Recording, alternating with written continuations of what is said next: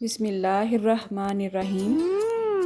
Tasty. जी हाँ, आज हम बनाएंगे बहुत ही टेस्टी पठान के होटल पे मिलने वाली दाल माश फ्राई। अक्सर औकात ऐसा होता है घर में जब हम इसे बनाते हैं तो ये दाल लेस छोड़ देती है या इसका दाना इस कदर नरम हो जाता है कि खाने में मज़ा ही नहीं आता है। तो आज की इस वीडियो में हम ये डिस्कस करेंगे कि आप किस तरह से इस दाल को खड़ा खड़ा सा बना सकते हैं। तो चलें आज की इस वीडियो का आगाज़ इस दुआ के साथ करते हैं कि अल्लाह आप सबका दस्तरखान सजाए रखे और हम सबको सेहत और ईमान का रिज़्क अता फरमाए। तो यहाँ पे मैं इसे देसी घी में बना रही हूँ। आप चाहें तो इसे आम घी में या ऑयल में भी बना सकते हैं। वैसे दाल का असल जो जायका होता है वो घी में ही निकल के आता है।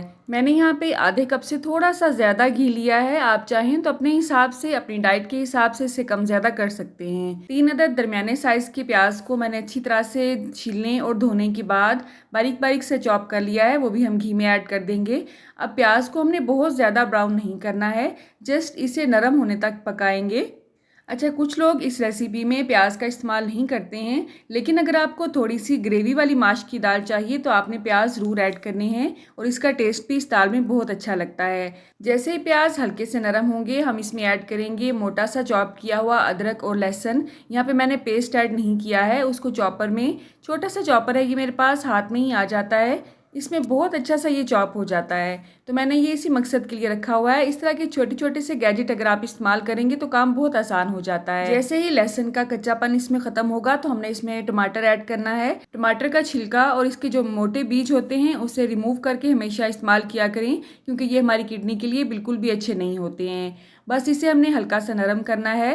साथ ही साथ हम इसमें मसाले ऐड करेंगे। आपने अपनी टेस्ट के हिसाब से नमक ऐड करना है। मैं यहाँ पे 1 चम्मच ऐड कर रही हूँ। आधा चम्मच इसमें हल्दी पाउडर ऐड करेंगे। 1 टीस्पून इसमें पिसी हुई सुरख मिर्च ऐड करेंगे। आधा टीस्पून की मैं बात कर रही हूँ ज़ीरा पाउडर, और आधा टीस्पून इसमें साबुत ज़ीरा ऐड करना है आपने, ठीक है। साबुत ज़ीरे की और ज़ीरा पाउडर की खुशबू दोनों ही अलग अलग होती हैं। बहुत से लोग हर चीज़ में हींग ऐड कर देते हैं। अगर आप हींग की खुशबू को बर्दाश्त कर सकते हैं तो आप इसमें थोड़ी सी चुटकी भर हींग भी ऐड कर सकते हैं। 6 से 7 अदद यहाँ पे मैंने गोल वाली साबुत सुरख मिर्च ऐड की है, और मोटा कूटा हुआ खुश्क धनिया 1 टेबल स्पून इसमें ऐड करेंगे। इसकी खुशबू बहुत ही अच्छी आती है इसमें। तो सिर्फ बेसिक से मसाले हैं जो हमने इसमें ऐड किए हैं। जस्ट कुछ ट्रिक्स को हमने फॉलो करना होता है जिसकी वजह से हमारी दाल खड़ी खड़ी रहती है। तो यहाँ पे मैंने थोड़ा सा पानी ऐड किया है, 2 से 3 चम्मच के हिसाब से, ताकि मसाला नीचे लगने ना पाए। मसाले की भुनाई जितनी अच्छी आप करेंगे सालन का टेस्ट उतना ही अच्छा आएगा इंशाल्लाह। तो यहाँ पे एक छोटी सी ट्रिक ये है, अगर आप बहुत ज़्यादा घी से बचना चाहते हैं तो आपने भुनाई के बाद थोड़ा सा जो घी है एक्स्ट्रा इस पे आया हुआ वो निकाल लेना है। ये तरी के काम आएगा। अगर आप बहुत ज़्यादा तरी खाना पसंद करते हैं तो आप बाद में तड़का रेडी करके भी इसमें ऐड कर सकते हैं। जैसे ही मसाला अच्छी तरह से भुनेगा, यहाँ पे हमने दाल ऐड करनी है। दाल मैंने यहाँ पे 1 पाव ली है। अच्छी तरह से धोने और 1 घंटा भिगोने के बाद मैंने इसे पानी में नमक डाल के बॉयल कर लिया था, और ये मुकम्मल तौर पे पकी हुई है। आपने इसको 80% तक या 90% तक कुक नहीं करना है, मुकम्मल तौर पे डन करना है। लेकिन कोशिश करनी है कि दाल जो है वो खड़ी खड़ी होनी चाहिए। बहुत ज़्यादा मिक्स वाली नरम दाल हमने नहीं ऐड करनी है इसमें। अच्छी तरह से भूनने के बाद हमने इसमें आधा कप दही ऐड कर देना है। दही की वजह से इसकी ग्रेवी भी बढ़ जाएगी और इसमें एक क्रीमी सा टेक्सचर आएगा जो कि अक्सर होटल वाली दालों में पाया जाता है। अब इसकी आंच हमने हल्की कर देनी है। किसी भी हांडी में जब आप दही ऐड करते हैं तो आंच को आपने स्लो कर देना होता है, वरना दही फट जाता है, उसकी फुटकड़ियाँ बन जाती हैं, जिसकी वजह से सालन का जो टेक्सचर है वो ख़राब हो जाता है। हल्की आंच पे 3 से 4 मिनट ही आप पकाएंगे तो देखेंगे दही का पानी अच्छा खासा खुश्क हो जाएगा। बाकी हमने इसको दम पे लगा देना है। जब मुकम्मल तौर पे दही का पानी खुश्क हो जाएगा तो ये इंशाल्लाह खुद ही तरी छोड़ देगी। दाल हमने ऑलरेडी कुक करके ही इसमें डाली थी, इसको पकने में बिल्कुल भी टाइम नहीं लगेगा। जस्ट हमने इसको कवर इसलिए किया है ताकि दही अच्छी तरह से रच बस जाए पूरे सालन में और अपना पानी खुश्क कर ले।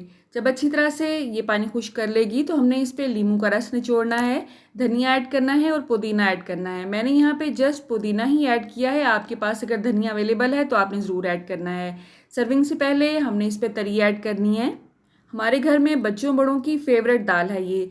दाल उबालने में जस्ट आपको 10 से 12 मिनट लगेंगे। तो टोटल अगर टाइम का अंदाज़ा लगाया जाए तो मुश्किल से 15 से 20 मिनट लगते हैं और आपकी ये रेसिपी रेडी हो जाती है। हमारे घर में बच्चे और बड़े फरमाइश पे ये दाल बनवाते हैं। आपने इस रेसिपी को एक दफ़ा ज़रूर ट्राई करना है। अच्छा या बुरा जैसा भी कमेंट हो आपने मुझे ज़रूर बताना है कमेंट बॉक्स में, ठीक है।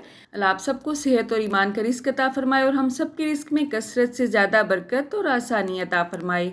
रुके रुके सुने, जाने से पहले वीडियो को लाइक कर दें, अच्छी लगी तो शेयर कर दें और सब्सक्राइब करने के बाद बेल का आइकन भी ज़रूर प्रेस करें। जज़ाकल्लाह। मेरी नेक्स्ट वीडियो तक अल्लाह हाफिज़।